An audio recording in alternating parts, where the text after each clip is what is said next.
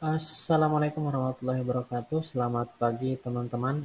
Pada kesempatan pagi hari ini saya akan mempresentasikan salah satu tugas skripsi saya. Bukan salah satu ya, tetapi menjadi skripsi saya yaitu tugas akhir saya yang berjudul DCGAN atau Deep Convolutional Generative Adversarial Network Method for Overcoming Data Imbalance in Image Classification. Jadi metode DCGAN untuk mengatasi ketidakseimbangan data pada klasifikasi citra. Nah, yang pertama, mengapa ini menjadi salah satu fokus saya? Karena memang di era big data saat ini bisa dilihat bahwa setiap tahunnya jumlah data yang dihasilkan oleh perangkat kita, maupun itu IoT atau juga transaksi atau juga gadget kita, itu sangat banyak. Mulai dari data teks, data image, kemudian data numerik, kemudian data video. Ini semua menjadi data yang sangat besar. Nah, salah satu data yang paling banyak dihasilkan yaitu adalah data citra. Sehingga data citra ini menjadi data yang banyak diolah oleh peneliti yang kemudian dijadikan sebagai ilmu baru yaitu image recognition, yaitu pengenalan citra. Nah, salah satu metode pengenalan citra yang paling fenomenal atau paling banyak digunakan yaitu adalah metode CNN. Nah, metode CNN sendiri menjadi metode yang sangat banyak digunakan karena banyak menghasilkan akurasi yang baik, kemudian juga kita dapat mengubah arsitekturnya sesuai dengan keinginan kita. Nah, akan tetapi pada metode CNN masih terdapat kekurangan dalam menghasilkan akurasi yang baik. Salah satu kekurangan CNN yaitu ketika data yang dimasukkan dalam proses pelatihan itu tidak seimbang atau antara data A dan data B, kelas A dan kelas B itu memiliki jumlah yang tidak sama. Mungkin pada data A itu 1000 citra, akan tetapi pada data B atau kelas B itu hanya 500 citra. Ini menjadi masalah pada CNN. Nah, salah satu metode untuk mengatasi ketidakseimbangan data itu adalah metode augmentasi. Yang kita kenal mungkin augmentasi sederhana yaitu seperti memflip gambar atau memutar gambar sebanyak 90 derajat atau 180 derajat atau mungkin kita mengubah kontras dari citra tersebut. Itu adalah metode augmentasi yang sederhana. Tetapi metode augmentasi yang akan digunakan pada penelitian ini adalah metode augmentasi yang advance, yaitu bagaimana suatu metode augmentasi bisa mempelajari distribusi dari citra asli, kemudian dia akan mengenerate citra yang uh, hampir sama, akan tetapi tidak sama berdasarkan distribusi data citra aslinya. Nah, bagaimana untuk selanjutnya? Nah, di sini adapun formulation of the problem, yang pertama di sini ada how does the CNN method solve the classification problem, yaitu bagaimana metode CNN itu bisa menyelesaikan masalah klasifikasi. Di sini akan dijelaskan. Kemudian yang kedua adalah uh, bagaimana bisa DCGAN atau Deep Convolutional Generative Adversarial Network ini menjadi metode yang dapat menghasilkan citra imitasi yang nantinya dapat menyelesaikan masalah ketidakseimbangan data pada proses training. Nah, itu bagaimana. Kemudian yang ketiga, bagaimana atau dapatkah DCGAN ini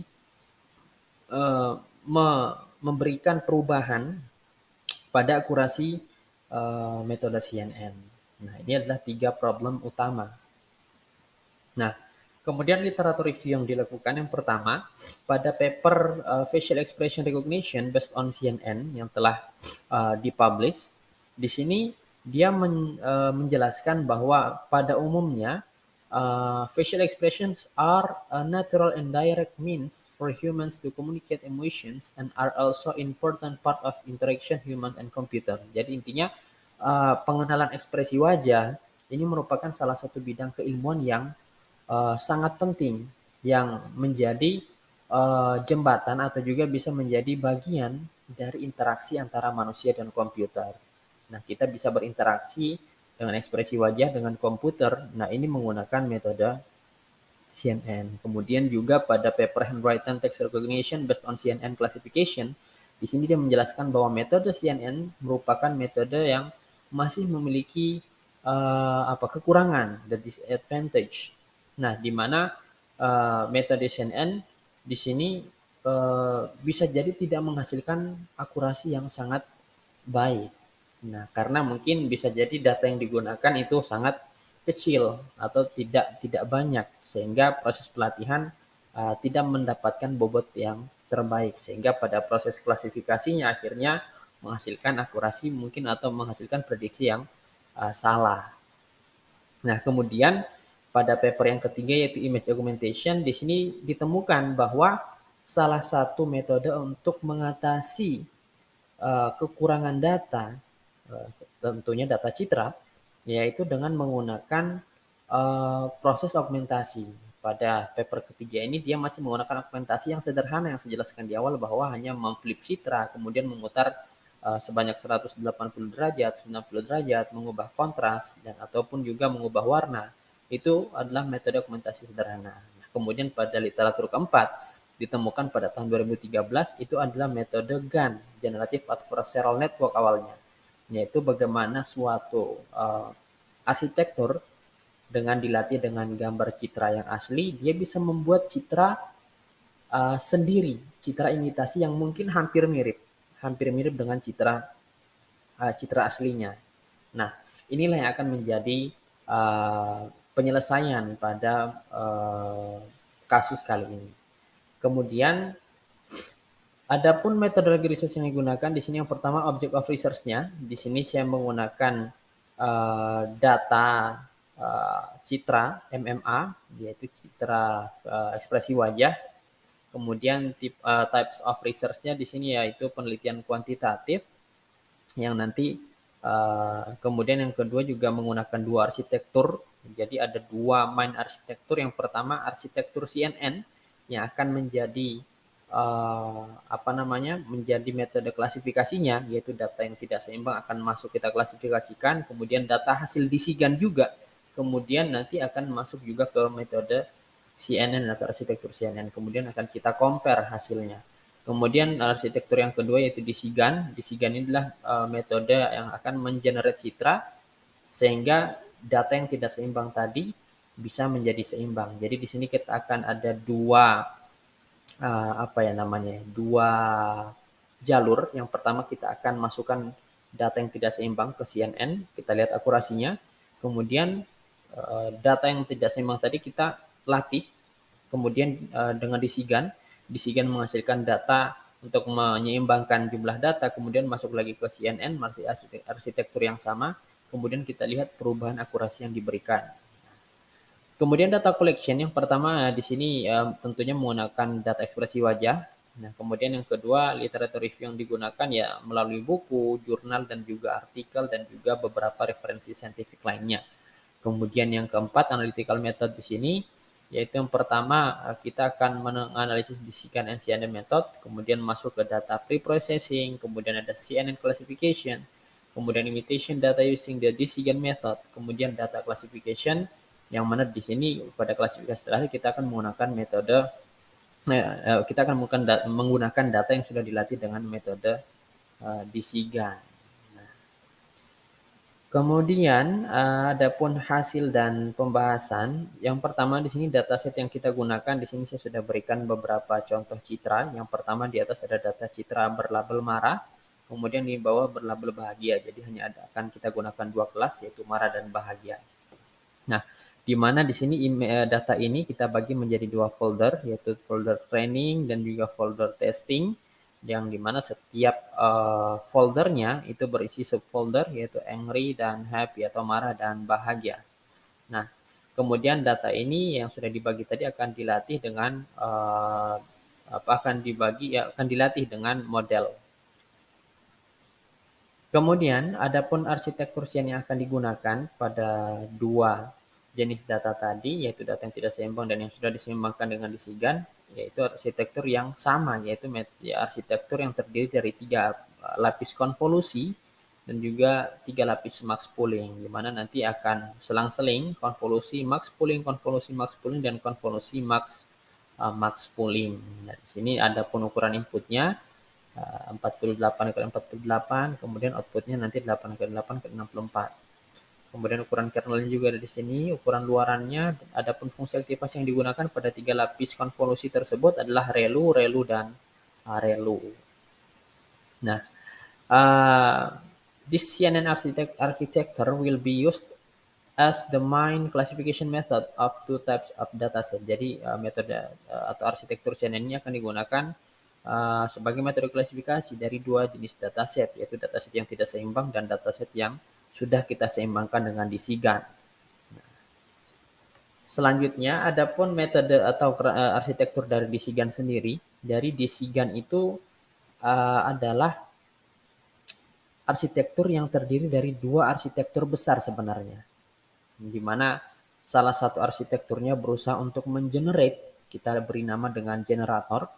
Di sini kita lihat arsitekturnya ada proses konvolusi transpose. Konvolusi transpose di sini adalah proses kebalikan dari konvolusi, di mana jika konvolusi itu mengecilkan dimensi gambar, pada proses konvolusi transpose dia menjadi sebaliknya, yaitu dimensi gambar yang masih kecil dia akan diperbesar dimensinya. Nah, di sini kita gunakan kernel 4x4. Ya, nanti fungsi aktivasinya kita gunakan Liquirelu, dan pada proses konvolusi transpose terakhir kita gunakan fungsi aktivasi Tanha. Nah, kemudian arsitektur besar yang kedua pada DCGAN yaitu arsitektur diskriminator. Jika tadi generator berusaha untuk mengenerate citra, pada arsitektur diskriminator dia berusaha untuk mendiskriminate atau dia berusaha untuk melihat, mengklasifikasi atau sebagai juri hasil dari citra yang dihasilkan oleh generator. Jadi setelah generator tadi mengenerate gambar, kemudian nanti diklasifikasi oleh diskriminator apakah gambar yang diklasifikasi itu yang sudah dihasilkan itu, yang sudah digenerate itu baik atau sudah hampir sama dengan citra asli atau tidak. Nah, di sini akan menjadi jurinya, diskriminator akan menjadi jurinya. Adapun prosesnya itu konvolusi dengan ukuran yang sama yaitu 4x4. Fungsi aktivasi yang digunakan sama juga Liquirelu, akan tetapi pada lapisan terakhir kita menggunakan sigmoid karena di sini sifatnya nanti 0 dan 1. 1 jika sudah hampir sama, 0 jika memang jauh dari distribusi citra aslinya atau tidak mirip dengan citra aslinya. Jadi ingat lagi, DCGAN adalah terdiri dari 2 arsitektur yaitu generator dan diskriminator. Nah, jika sudah menghasilkan 1, artinya citra yang dihasilkan dari generator itu sudah sama atau sudah hampir sama, sudah mirip dengan citra pelatihan atau citra aslinya. Kemudian akan lolos dan menjadi gambar imitasi yang baru. Bobot dari generator kemudian akan disimpan, yang kemudian kita akan mengenerate citra dari bobot yang sudah disimpan pada generator. Nah, kemudian hasil dari DCGAN sendiri di sini saya sudah bisa perlihatkan. Ini adalah data latihnya. Di sini ada gambar beberapa orang yang marah. Ini contoh marah karena memang pada skenarionya di sini saya menggunakan 1000 data bahagia dan 900 data marah. Terdapat gap 100 antara marah dan bahagia, sehingga DCGAN tugasnya adalah mengenerate 100 citra marah, citra imitasi marah. Nah, ini salah satu contoh pada iterasi ke-200. Di sini sudah hampir mengenerate gambar yang marah. Bisa dilihat ya, sudah hampir menyerupai orang yang marah. Akan tetapi masih butuh proses training yang lebih lama lagi. Nah, kemarin untuk proses pelatihan di DCGAN sendiri ini sampai 8 jam. Jadi saya menggunakan bantuan server kampus karena memang butuh sampai 3000 epoch untuk melatih DCGAN. Nah, bisa dilihat ini DCGAN dan generates 100 imitation image. Jadi DCGAN akhirnya bisa mengenerate 100 citra imitasi. which then become training data to balance the training data, yang kemudian 100 data tadi akan menjadi data tambahan untuk menyeimbangkan data pelatihan, sehingga data marah dan bahagia sama-sama berjumlah 1000. Original training image left and Decigan augmented image right. Jadi ini adalah data pelatihan dan data yang dihasilkan oleh Decigan. Kemudian setelah didapatkan, kemudian gambar hasil Decigan tadi kemudian kita satukan atau kita tambahkan ke dalam data training yang tidak seimbang, sehingga akhirnya menjadi seimbang. Nah, kemudian kita lakukan proses training pada arsitektur CNN yang sudah kita siapkan. Nah, di sini kita bisa lihat hasil dari loss trainingnya. Di sini pada bagian kiri, ini adalah loss dari data original, artinya data yang belum seimbang, yang terdiri dari 900 data marah dan 1000 data bahagia. Di sini bisa dilihat bahwa pada iterasi pertama, loss-nya sebesar 0,6, masih cukup besar. Nah, akan tetapi pada data yang sudah seimbang yang dihasilkan oleh Decigan, loss-nya cukup menurun, yaitu 0,53, cukup berbeda ya. Kemudian pada iterasi ke-200 bisa dilihat pada data original itu juga masih sebesar 0,5, akan tetapi pada Decigan, data yang sudah diseimbangkan dengan Decigan, maksud saya, itu sudah menurun sebesar 0,3. Nah, bisa dilihat pada final loss bahwa image data that has been balanced with the Decigan imitation data is smaller than the original unbalanced image data. Jadi loss-nya itu cenderung lebih kecil. Semakin kecil loss artinya semakin bagus pelatihannya atau hasil model yang dihasilkan. Kemudian akurasi yang dihasilkan juga bisa dilihat pada tabel ini. Di sini ada dataset aslinya yaitu 1900, ya, di mana 1000-nya adalah bahagia, 900-nya adalah marah. Akurasi yang latih yang dihasilkan adalah 74,24%. Nah, pada data asli yang sudah ditambahkan dengan Decigan, artinya sudah seimbang dengan 100 data citra tambahan, dihasilkan data akurasi latihan sebesar 85,06%. Nah, kemudian pada akurasi uji, di sini pada data original menurun yaitu 73%, sedangkan sama pada data yang sudah dihasilkan di Decigan juga sebesar 80%, turun dari data latih. Akan tetapi yang dapat kita lihat bahwa pada akurasi latih dan akurasi uji sama-sama dimenangkan oleh dataset yang sudah dilatih dengan Decigan, atau data yang sudah dihasilkan, bukan dilatih, dihasilkan oleh Decigan, yaitu pada akurasi latih sampai 9%, kemudian pada akurasi uji sebesar 7% selisih akurasinya. Nah, the result of the accuracy of each data in table 4.7 can be seen that the result of classification research on original dataset data produce an accuracy rate of 73%. Jadi di sini bisa dilihat bahwa 73% dihasilkan oleh data uji untuk yang data original, sedangkan yang data yang sudah ditambahkan dengan hasil Decigan sebesar 80%. These results indicate that the classification result with balanced data, Decigan augmentation process can improve the accuracy of the classification. Dapat kita simpulkan bahwa dari hasil ini, hasil penyeimbangan data dengan Decigan itu dapat meningkatkan akurasi dari klasifikasi.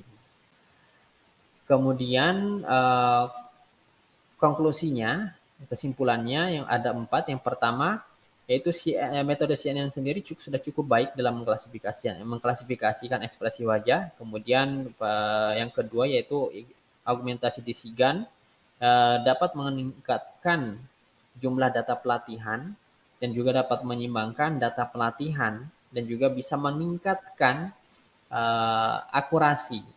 Kalau di sini poin kedua masih menghasilkan satu citra, dan yang poin ketiga itu meningkatkan akurasi yang awalnya dari 73% menjadi 80%. Kemudian yang keempat, hasilnya memperlihatkan bahwa data yang balance dari hasil Decigan dapat meningkatkan sebesar 7%.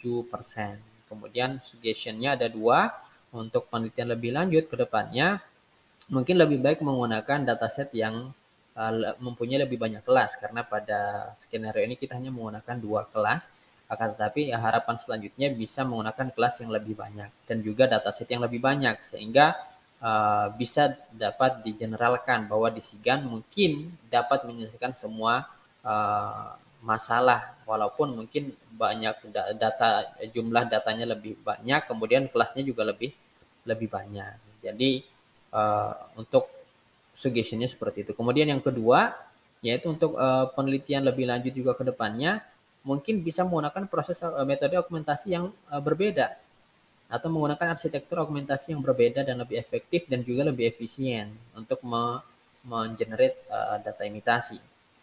Karena memang pada disigan sendiri masih kurang stabil dan juga membutuhkan waktu yang sangat lama dalam proses komputasinya. Sehingga mungkin bisa ditemukan metode lain yang mungkin lebih efektif dan juga lebih efisien sehingga bisa menghasilkan citra yang lebih baik dengan waktu komputasi yang tidak terlalu lama.